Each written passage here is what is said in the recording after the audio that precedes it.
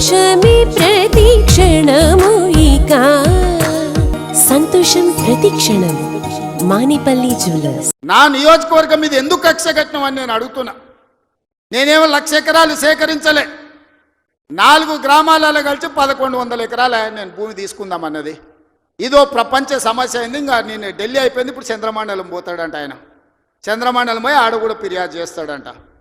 నువ్వు ఆడ తిరిగొచ్చినా కుట్ర చేసినందుకు మాత్రం ఊసలు లెక్క పెడతావు కేటీఆర్. నువ్వు అది గుర్తు పెట్టుకో. చూస్తూనే ఎంత గుర్తావో ఎగరని అని. ఉయ్యాల ఎంత ఊగినా అక్కడనే వచ్చి ఆగాలి, తెలుసు కదా. ఉర్రిగా అటు ఊగొచ్చు, ఉర్రిగా ఇటు ఊగొచ్చు. ఉయ్యాల ఆగాల్సి వచ్చినాడు మధ్యలోనే ఆగుతుంది. యాడ్ కురుకుతాడు, ఎంత దూరం ఉరుకుతాడు. ఉరకని అని చూస్తున్నా. ఉరుకులాట ఏందో చూద్దాం కేటీఆర్ దాని. ప్రభుత్వాన్ని మేము డిమాండ్ చేస్తూ ఉన్నాం, విజ్ఞప్తి చేస్తూ ఉన్నాం. పసిబిడ్డల ప్రాణాలు పోతూ ఉంటే పట్టనట్టు ఉండడం సరికాదు.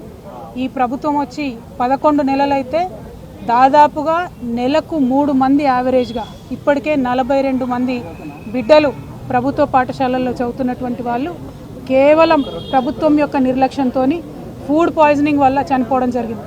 అంటే యావరేజ్గా 10 రోజులకు ఒక పసిబిడ్డ ప్రాణాన్ని ఈ ప్రభుత్వం పొట్టన పెట్టుకుంటా ఉన్నది. ఇది సరైనటువంటి వైఖరి కాదు. అన్ని సంక్షేమ శాఖలు కూడా గౌరవ ముఖ్యమంత్రి గారి దగ్గర ఉండడంతో మరి వారి సమయం వెచ్చించలేకపోతున్నట్టుగా కనపడతా ఉన్నది. ఒక్క 10 నిమిషాలు మీరు పాఠశాలల్ని పసిబిడ్డల గురించి ఆలోచించి రివ్యూ చేసినట్టయితే ఈ ప్రాణాలన్నీ కూడా కాపాడేటటువంటి పరిస్థితి ఉంటుంది.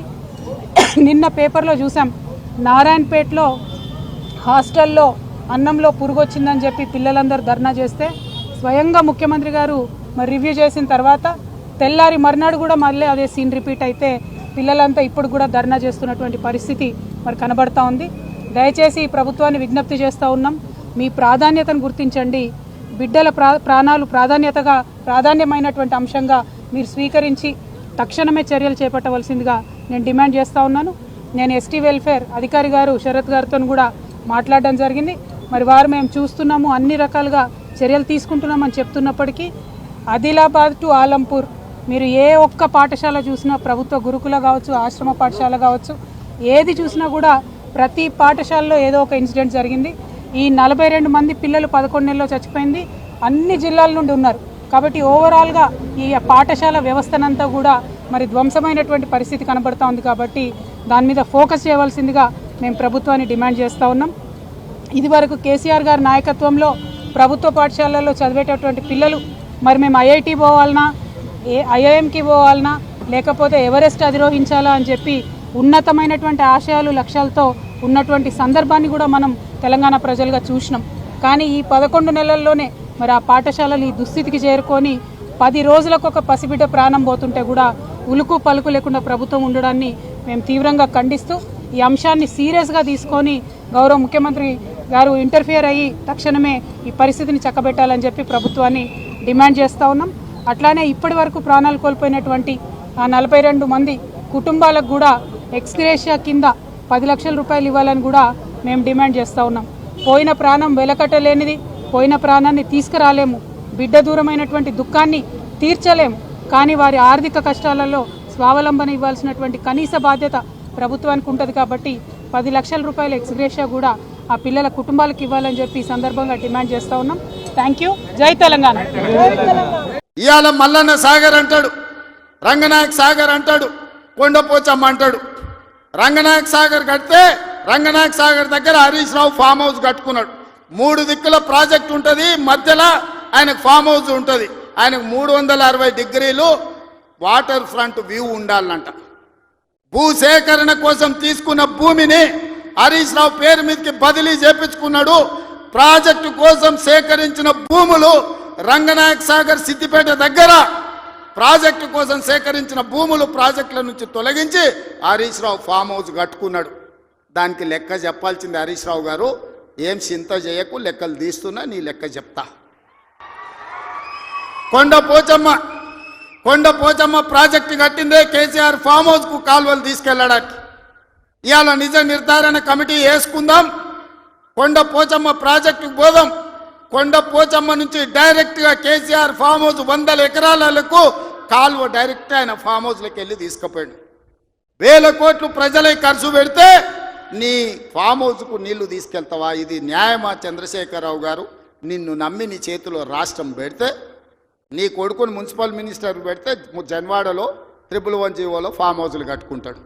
ఆయన బామ్మార్ది ఇంకోటి కట్టుకుంటాడు. అందులో దీపావళి పండుగ వచ్చిందని చిచ్చుబుట్లు కాకుండా సారా బుట్లు పెట్టి దావతులు చేస్తాడు. ఏమనంటే మేము క్యాసినో నడుపుకుంటాం, మేము సారా బుట్లు పెట్టుకుంటాం, కాబట్టి మమ్మల్ని ఏం అనొద్దు అని.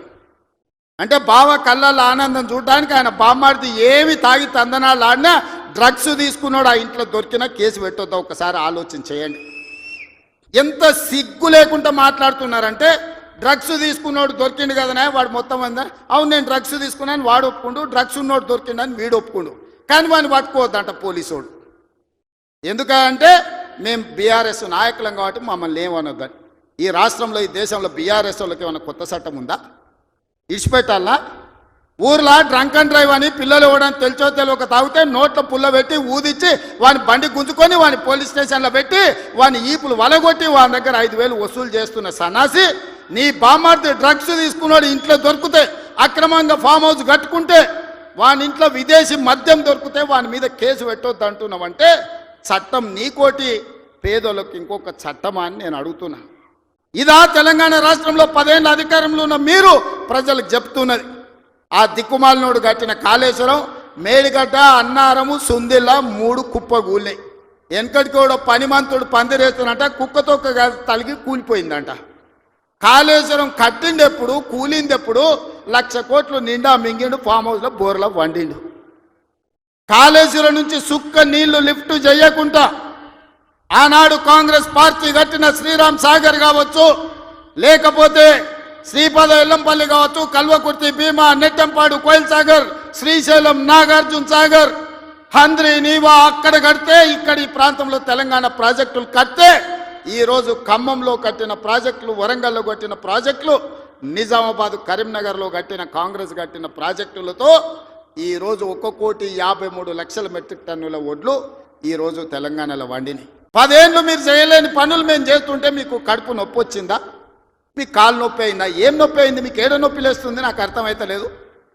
మీ నొప్పికి మా కార్యకర్తల దగ్గర మందు ఉన్నది, పెడతారు. ఏడ పెట్టాలనో ఆడా మీకు నొప్పి లేచిన కాడ మా వాళ్ళు మందు పెడతారు, సిద్ధంగానే ఉన్నారు. మీరు అనుకుంటున్నాం సోషల్ మీడియాలో 4 హౌల పోస్టులు పెట్టి పెద్ద మొనగాళ్ళం అనుకుంటున్నట్టున్నారు.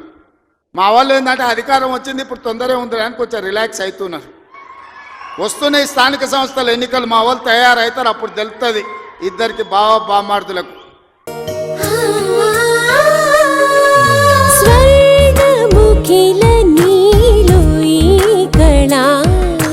వజ్రవైడూర్యాలంకరణం మణిహారం మహాద్భుతం సంతోషమే ప్రతిక్షణము ఇక శుభప్రదముగా నీవు రాగశిరుల వేడుక సంతోషం ప్రతిక్షణం మానిపల్లి జ్యువెలర్స్.